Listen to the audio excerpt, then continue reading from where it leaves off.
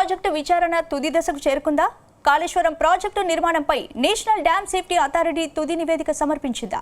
అసలు ఎన్టీఎస్ఏ అందజేసిన రిపోర్ట్లో ఏముంది? ఈ నివేదిక ఆధారంగా కేసీఆర్, హరీష్ రావును విచారణకు పిలిచే అవకాశం ఉందా? ఇంతకీ కాళేశ్వరం విషయంలో ఏం జరగబోతోంది?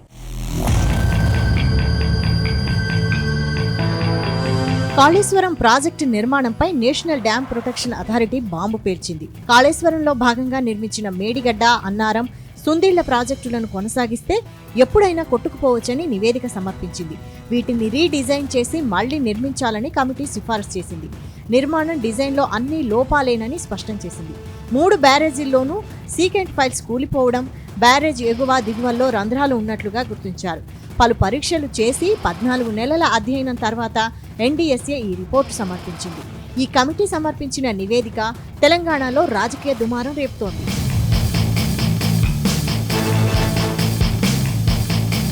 ఇక కొద్ది నెలల క్రితం కాళేశ్వరం ప్రాజెక్టు లోపాలపై రేవంత్ రెడ్డి సర్కార్ విచారణకు ఆదేశించింది.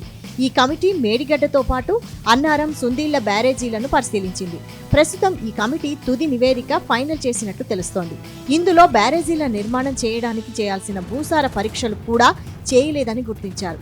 అన్నారం, సుందీళ్ల బ్యారేజీలను ఒకచోట ప్రతిపాదించి మరో చోటికి మార్చారని పేర్కొన్నారు. అటు జాతీయ ఆనకట్టల భద్రత చట్టం 2021 ప్రకారం వానాకాలానికి ముందు, తర్వాత బ్యారేజీలు ఏ విధంగా ఉన్నాయనే దాన్ని పరిశీలించాలి. కానీ అలాంటి ప్రయత్నం చేయలేదని రిపోర్టు స్పష్టం చేసింది. ఎన్డీఎస్ఏ రిపోర్టులో నిర్మాణ, నిర్వహణ, డిజైన్ లోపాలే 3 బ్యారేజీలకు గండిని తేల్చేయడంతో రాజకీయంగానూ కలకలం రేపుతోంది.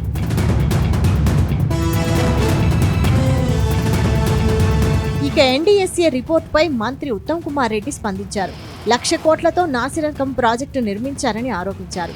కాళేశ్వరం ప్రాజెక్టును కేవలం దోచుకోవడానికి మాత్రమే నిర్మించారంటూ విమర్శించారు. అసలు బ్యారేజ్ ఎందుకు పనికిరాదని ఎన్డీఎస్ఏ రిపోర్టు తేల్చిందని, వచ్చే కేబినెట్లో ఎన్డీఎస్ రిపోర్టుపై చర్చించి చర్యలు తీసుకుంటామన్నారు. అంతేకాదు కాళేశ్వరంతో అద్భుతాలు సృష్టిస్తామని చెప్పి 1,00,000 కోట్ల ప్రాజెక్టు కట్టారు. ఎన్డీఎస్ఏ నివేదిక చూసి బీఆర్ఎస్ నేతలు సిగ్గుపడాలని చురకలంటించారు. ఇన్నాళ్లు అబద్ధాలతో టీఆర్ఎస్ బతకాలనుకుంటుంది. నిర్మాణం చేసిన వాళ్ళు, చేయించిన వాళ్ళు రైతులకు ద్రోహం చేశారు. బీఆర్ఎస్ రైతులకు క్షమాపణ చెప్పాలి. ఎన్డీఎస్ఏ రిపోర్టుపై అధ్యయనం చేస్తాం. కాళేశ్వరం రైతుల కోసం కాదు, జేబులు నింపుకునేందుకు కట్టారని ఉత్తమ్ కుమార్ రెడ్డి నిప్పులు చెరిగారు.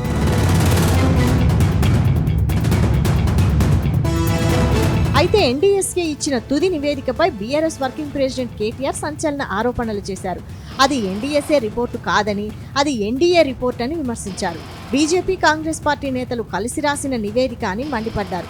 అసలు మేడిగడ్డను చూడకుండానే, అక్కడ ఎలాంటి పరీక్షలు నిర్వహించకుండానే ఎన్డీఎస్ఏ రిపోర్టు వచ్చిందని ఆరోపించారు. కేవలం బీఆర్ఎస్ను బదనాం చేయడానికే ఈ రకమైన రిపోర్టు ఇచ్చారని ఆరోపించారు. ఈ దేశంలో ప్రభుత్వ రంగ సంస్థలు ఏ రకంగా పనిచేస్తున్నాయో ఎందరికీ తెలుసన్నారు.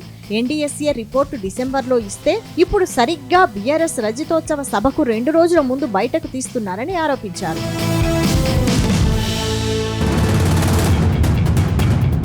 మరోవైపు కాళేశ్వరం ఎన్డీఎస్ఏ రిపోర్టుపై బీఆర్ఎస్ ఎమ్మెల్యే జగదీష్ రెడ్డి ఆగ్రహం వ్యక్తం చేశారు. ఎన్డీఎస్ఏ రిపోర్టు ఎవరు విడుదల చేశారు, ఎక్కడ విడుదల చేశారని ప్రశ్నించారు.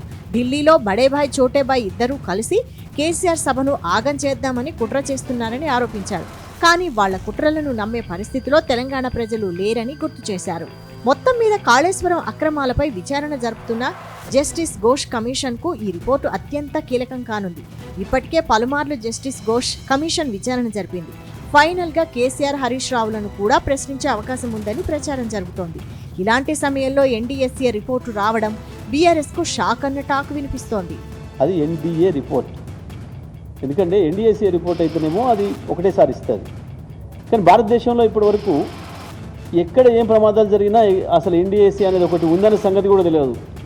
మొత్తం ఈ దేశానికి ఒక ఎన్డీఎస్ఏ అనేది ఒకటి ఉంది అని అడ్రస్ చెప్పింది కాళేశ్వరం. కానీ అది ఎన్డీఎస్ఏ రిపోర్ట్ కాదు, ఎన్డీఏ రిపోర్టు. కాంగ్రెస్, బీజేపీలు కలిసి తయారు చేసిన ఎన్డీఏ రిపోర్ట్. ఒకటే పూటలో హైదరాబాద్కి వచ్చి పోయి తెల్లవారికి లీకేజ్ ఇచ్చారు. ఆ నివేదిక ఎవరికి ఇచ్చిందని కూడా చెప్పలే. మొట్టమొదటి బీజేపీ నాయకులు మాట్లాడారు, తెల్లవారి నుంచి వెళ్ళి ఇక్కడ ఉన్న కాంగ్రెస్ నాయకులు మాట్లాడారు. రేపటి సభను ఏందో డైల్యూట్ చేస్తామని చెప్పి ఒక పిచ్చి కళలు అంటున్నారు. ఇద్దరు కలిసి బడేబాయ్, చోటేబాయ్ మీ డ్రామాలలో పడే పరిస్థితులలో ఏం లేరు. తెలంగాణ ప్రజలకు అంత అమాయకంగా ఏం లేరు.